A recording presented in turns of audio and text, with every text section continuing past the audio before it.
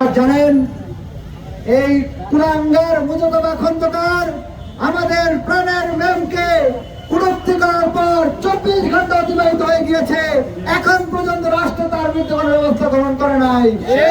আমরা মনে করে রাষ্ট্র এরই মাধ্যমে রাষ্ট্রায়ত্ত হয়ে উঠছে ধীরে ধীরে।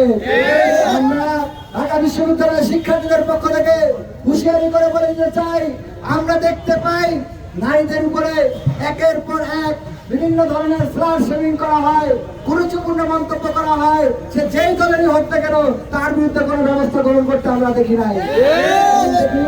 যখন কখনো যদি ফ্ল্যাশকে ধরা হয় তাহলে দেখে একটা গোষ্ঠী তাকে পুরস্কৃত করে, তাদেরকে ফুলের মালা দিয়ে বরণ করে দেয়।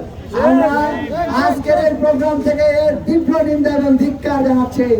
আজকের এই প্রতিবাদ সমাবেশ থেকে গভর্নমেন্টের প্রতি আহ্বান জানাবো, ইন্টারিম গভর্নমেন্টকে হুঁশিয়ারি করে বলবো, আগামী কাল বিলম্ব না করে দ্রুততম সময়ের মধ্যে মুস্তফা খন্দকারকে গ্রেফতার করতে হবে। গ্রেফতার করে তাকে বিচারের মুখোমুখি করতে হবে। এনটিভিকে বলবো, কাল বিলম্ব না করে কুলাঙ্গার নরপিশুকে চাকরিচ্যুত করতে হবে।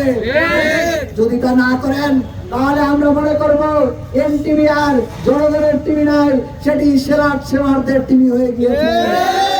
যদি এই ধারাবাহিকতা অব্যাহত থাকে আমরা প্রয়োজনে ঢাকা বিশ্ববিদ্যালয়ের শিক্ষার্থীরা এনটিভি ভবন ঘেরাও করতে বাধ্য হবে।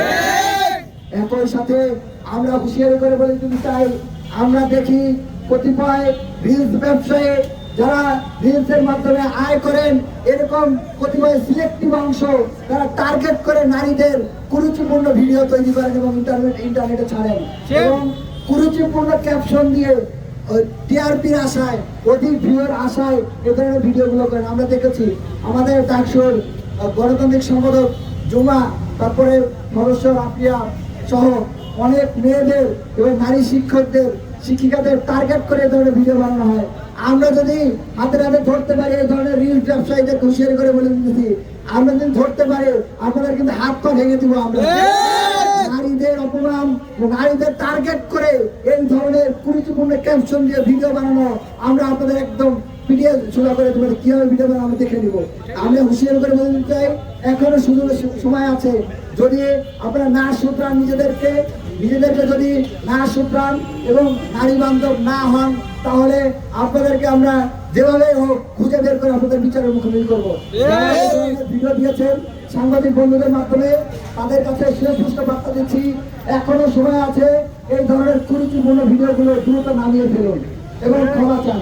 যদি তা না হয় আমরা আপনাদের বিরুদ্ধে আইনি পদক্ষেপ যেতে বাধ্য হবো। পাশাপাশি গভর্নমেন্টকে